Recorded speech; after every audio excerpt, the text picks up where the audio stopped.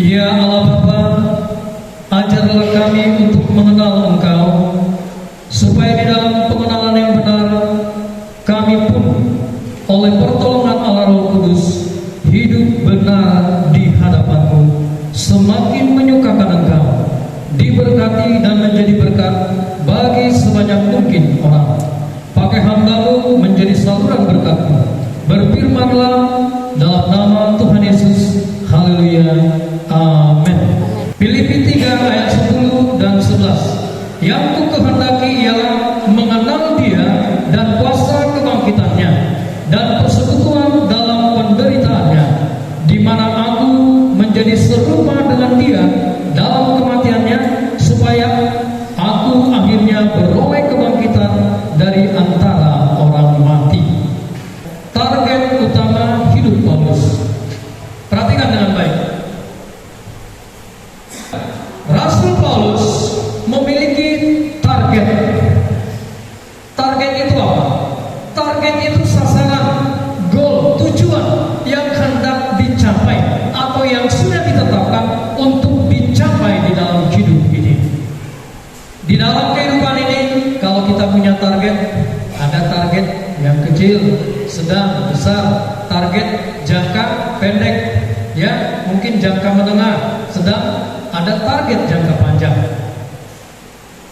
Manusia ketika membuat sebuah target, hal ini akan ada di dalam hidup mereka.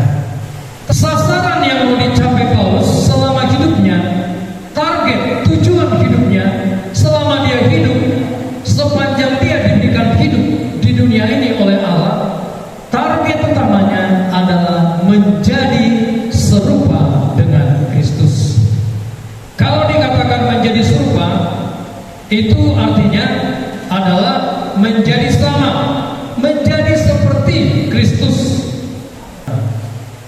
Paulus ingin sama, ingin serupa dengan Dia, yaitu Yesus, dalam kematian dan kebangkitannya. Romawi ayat 11. Demikianlah hendaknya kamu memandangnya, bahwa kamu telah mati bagi dosa, tetapi kamu hidup bagi Allah dalam Kristus Yesus. Kita tidak lagi hidup, tidak lagi diperbudak oleh dosa. Kebiasaan-kebiasaannya melukai hati Allah, mendukacitakan Roh Kudus, tidak memuliakan nama Kristus. Baik lewat kata-kata, lewat sikap hati kita, ya, lewat tindakan kita. Tuhan berkata, jangan lagi hidup di dalam dosa. Jangan lagi diperhamba oleh dosa. Jangan lagi hidup di dalam kebiasaan-kebiasaan berdosa. Menjadi serupa dalam kebangkitannya dikatakan, supaya aku akhirnya beroleh kebangkitan dari antara orang mati. Menjadi serupa dengan kebangkitan Kristus, kita bukan hanya beroleh hidup yang kekal, tapi hidup kita berkemenangan melawan keinginan daging, keinginan mata, keangkuhan hidup yang ada di dalam diri kita, yang membuat kita jauh dari Tuhan. Jemaat Tuhan yang terkasih, coba lihat kehidupan kita. Kalau kita masih mengejar hal-hal yang lahiriah, kebanggaan-kebanggaan lahiriah, itu adalah keliru. Kalau kita sudah memiliki Kristus, menjadikan Yesus sebagai Tuhan dan Juru Selamat, tinggalkan itu. Kamu hidup bagi Allah dalam Kristus Yesus.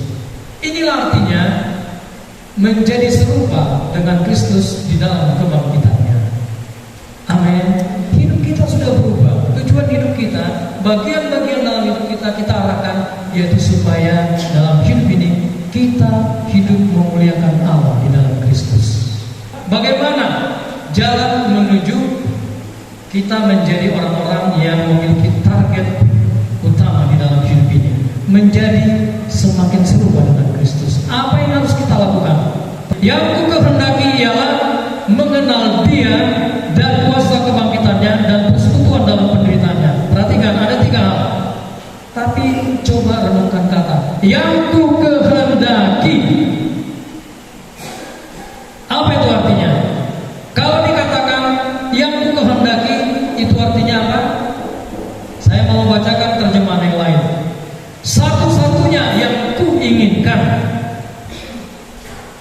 yang aku inginkan hanyalah, semua yang ku kehendaki adalah. Tahu maksudnya? Ini persamaannya. Yang ku kehendaki berarti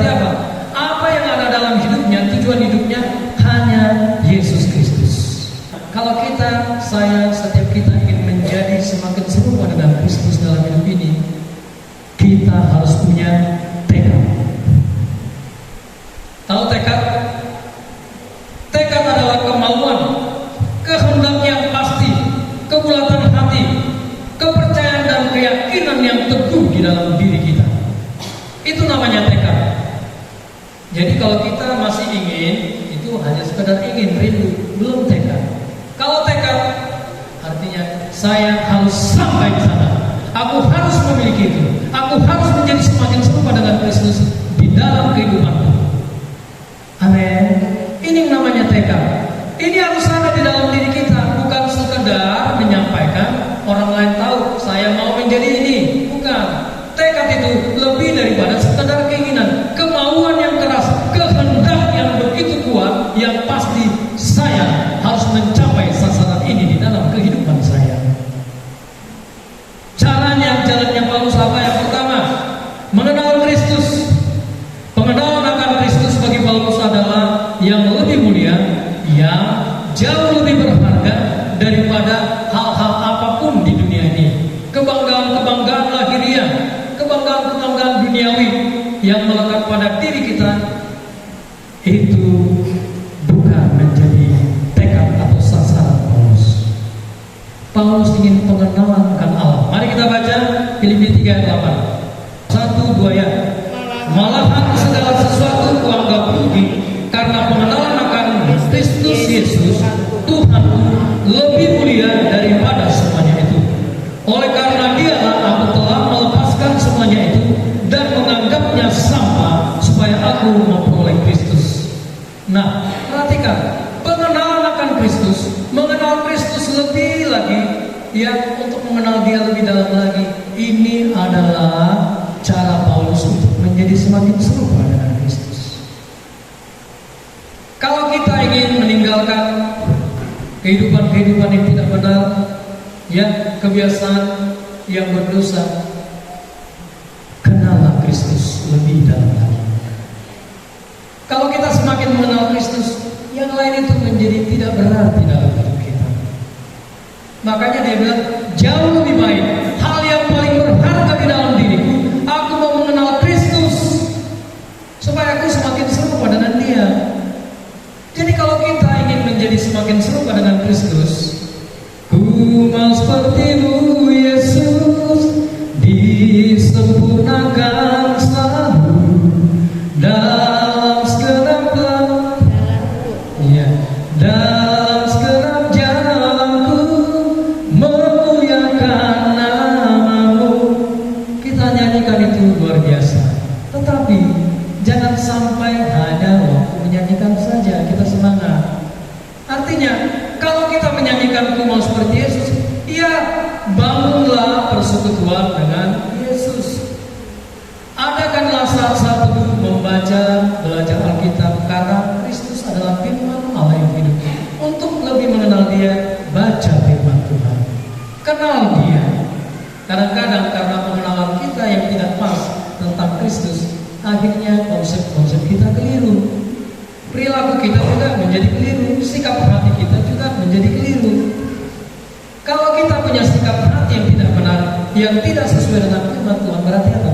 Kita belum benar di dalam mengenal Kristus. Amin. Kalau kita sudah benar di dalam mengenal Kristus, walaupun orang lain membuat kita melukai hati kita, kita masuk kamar berdoa. Inilah kalau kita mengenal Kristus. Kalau tidak, gigi ganti gigi, mata ganti mata. Amin. Kalau kamu melakukan yang tidak enak sama aku, yang sakit, aku buat lebih sakit lagi, jauh lebih sakit. Itu adalah orang-orang, sikap hati, tindakan orang-orang yang belum mengenal Kristus, atau mengenal Kristus dengan keliru, dengan salah. Kalau kita tidak mengampuni, berarti apa? Keliru kita. Kita belum benar, belum ada di dalam posisi yang benar. Amin. Mengenal Kristus harus menjadi bagian dari hidup kita. Oleh sebab itu, kita perlu meminta kepada Allah supaya apa? Supaya roh hikmat dan wahyu untuk mengenal Kristus dengan benar itu bekerja di dalam diri kita. Karena yang membuat kita bisa mengenal Kristus dengan benar adalah Roh Kudus yang tinggal di dalam diri kita melalui Alkitab, melalui firman Tuhan. Amanina, kalau nggak pernah baca Alkitab, jarang membaca firman Tuhan, bagaimana kita bersikap benar di dalam hidup ini? Nggak bisa. Percaya. Amin. Kita beribadah, kita melayani, tapi kalau pikiran kita belum dibaharui mengenal Kristus dengan benar, maka kita akan tetap hidup seperti yang dulu, hidup di dalam dosa, diperhamba oleh dosa kembali. Kuasa kebangkitan Kristus. Tadi saya sudah sampaikan, saya mau membawa kita membaca satu ayat, 1 Yohanes 2 ayat 15-16. Ya, ini tadi sudah saya singgung. Saya mau menekankan lagi, janganlah kamu mengasihi dunia dan apa yang ada di dalamnya. Jikalau orang mengasihi dunia, maka kasih akan Bapa tidak ada di dalam diri orang itu. Sebab semua yang ada di dunia ini, yaitu apa? Keinginan daging dan keinginan mata serta kampuan hidup, bukanlah berasal dari Bapa, melainkan dari dunia ini. Orang-orang yang bangkit bersama dengan Kristus, menjadi serupa dengan Kristus di dalam kebangkitannya, mereka adalah orang-orang yang karena pengenalan yang benar akan Kristus, mereka mengalami kuasa kebangkitan Kristus, kemampuan untuk mengalahkan kebiasaan berdosa, kemampuan untuk mengalahkan keinginan daging, keinginan mata, kampuan hidup, kemampuan untuk mengalahkan kecenderungan balas yang jahat dengan yang jahat, sakit hati dengan sakit hati. Itu akan hilang, itu akan dikalahkan, kita bangkit. Itu artinya karena kasih Allah, kasih Bapa itu ada di dalam diri kita, kita mampu mengasihi orang lain walaupun itu sudah melukai hati kita, bahkan yang tidak menganggap kita, tidak mempedulikan kita, kata-kata kita, kasih yang kita nyatakan untuk bisa dirasakan. Amin. Inilah yang Tuhan ingin. Kuasa kebangkitan Kristus akan membuat kita menang dalam hidup ini. Kalau bahasa-bahasa anak-anak muda, emangnya enak dicuekin? Amin. Orang yang dicuekin itu biasanya apa? Sakit hati, terluka. Emangnya enak? Anak-anak muda. Tapi kadang-kadang kita sering mencuekin orang lain. Kadang-kadang kita sudah merasakan kebaikan Allah pun lewat orang lain, kita tetap cuek kepada orang lain hanya karena keinginan kita, keinginan daging, keinginan mata itu tidak terpenuhi di dalam hidup kita. Makanya Paulus berkata, jangan lagi mengejar hal-hal duniawi, hal-hal lahiriah, jangan lagi, bagi itu sampah, kuanggap rugi karena Kristus. Amin. Jangan lagi ada di sana. Suami-suami, istri-istri yang sakit hati kepada suami atau istrinya, jangan lagi, ampuni satu dengan yang lain. Amin. Anak-anak, pengurus pelayan Tuhan, jemaat, satu dengan yang lain pasti ada gesekan. Jangan lagi hidup di dalam sakit hati, dendam, iri hati, benci dan sebagainya. Buang itu tidak berguna. Karena apa? Itu akan menghambat, merusak rohani kita. Kita akan menjadi orang-orang yang mati secara rohani. Walaupun di dalam kegiatan, di dalam tindakan kita ikut beribadah melayani, tapi sebenarnya kita mati secara rohani. Bangkit, jangan lagi ada di situ. Ketika kita mengenal Yesus, semakin mengenal Yesus, rindu, ada tekad di dalam pengenalan akan Kristus, yakinlah kita akan memiliki kuasa kebangkitan Kristus yang membuat kita menang di dalam hidup ini. Amin. Oke, yang ketiga. Ya, yang ketiga terakhir bersemangat ya. Tukinnahi saya nama. Amin. Oke, yang ketiga, persekutuan dalam penderitaan Kristus. Apa artinya persekutuan dalam penderitaan Kristus? Kita mengalami, kita menjadi sama, kita mengalami hal-hal yang membuat Kristus menderita. Dia diolok-olok, dicaci maki, apalagi dibilang mengusir setan dengan pembunuh setan. Ada musuh. Banyak hal-hal, dia datang kepada ciptaannya ditolak, bahkan disalibkan. Udah dikasih makan 5 roti dan 2 ikan, benar ya? Juga memberikan makan kepada 4 ribuan orang, itu masih orang tua aja. belum ada anak istri, belum terhitung. Tapi setelah itu salibkan dia, salibkan dia, salibkan dia. Amin. Baru mengalami berkat-berkat yang melimpah dari Tuhan Yesus. Karena mereka capek seperti orang yang kehilangan induk dan malmas. Mungkin kalau terus berdalam daru pingsan mati. Tapi Yesus dengan gerakan yang ada di dalam hatinya, tergerak oleh belas kasihan, ditolonglah orang-orang ini, diberikan makan, diberikan minum, kenyang, bahkan sisa 12 keranjang. Haleluya. Di hari-hari selanjutnya, salibkan dia, salibkan dia. Kita sering begitu. Sudah menikmati kasih Allah di dalam hidup ini, tapi sedikit kita mengalami gangguan. Apa yang kita inginkan, kita rindukan tidak tercapai, murung, marah kita. Amin. Kita marah dalam hidup ini. Aku tidak terima, aku tidak mau. Amin. Berarti apa? Kita belum bisa mengalami ada di dalam penderitaan seperti Kristus. Penderitaan di dalam Kristus itu artinya apa? Kita dihina, kita diejek, kita dimaki, kita dijauhi, kita menjadi orang yang diasingkan dan diabaikan karena kita sungguh-sungguh di dalam Kristus. Memberitakan firman, memberitakan Injil, hidup benar, tidak mengikuti kebiasaan-kebiasaan hidup yang berdosa yang ada di tengah-tengah kita atau di antara teman-teman kita yang melakukan hal seperti itu. Menikmati kenikmatan duniawi. Kita undur dan kita tidak mau ada bersama-sama dengan mereka. Bukan berarti kita benci mereka, tidak. Tapi kalau Tuhan berkata pisahkan, orang Kristen itu artinya orang kudus. Artinya apa? Dipisahkan dari dunia ini. Jangan lagi sama seperti dunia. Amin. Benci ya, orang dunia benci juga kita. Dendam juga. Gak mau mengampuni juga. Mana korotong. Amin. Memfitnah, tetap lakukan fitnah. Mengejek orang lain, menjelek-jelekan orang lain, tetap kita lakukan. Ya berarti kita belum ada di dalam tekad sasaran kita untuk menjadi seperti Kristus. Ketika kita menderita karena Kristus, kita harus terus berjalan dan hidup benar di hadapan Allah, supaya Kristus dimuliakan. Amin.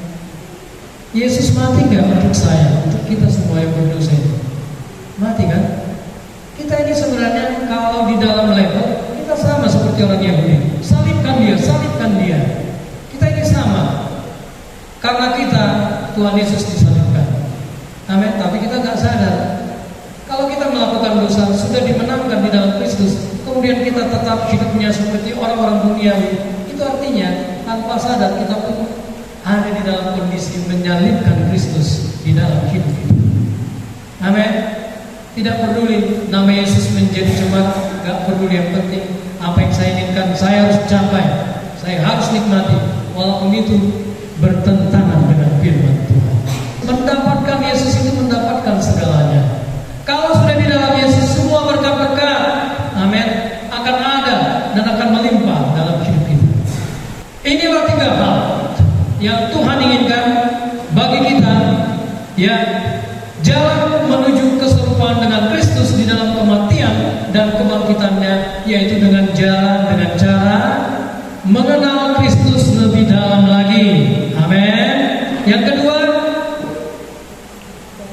mengalami kuasa kebangkitan Kristus, hidup untuk Allah, meninggalkan hal-hal yang membawa kita kepada kematian rohani, keinginan daging, keinginan mata kangkuan, hidup kita buang. Dan kemudian ketika Tuhan mengizinkan penderitaan, tetaplah seperti Paulus, tetaplah seperti Ayub. Tuhan yang memberi, Tuhan yang mengambil. Terpujilah nama Tuhan. Biarlah kami senantiasa melihat pengorbanan-Mu di kayu salib. Jadikan kami di dalam kasih dan kebenaran oleh pertolongan Allah Roh Kudus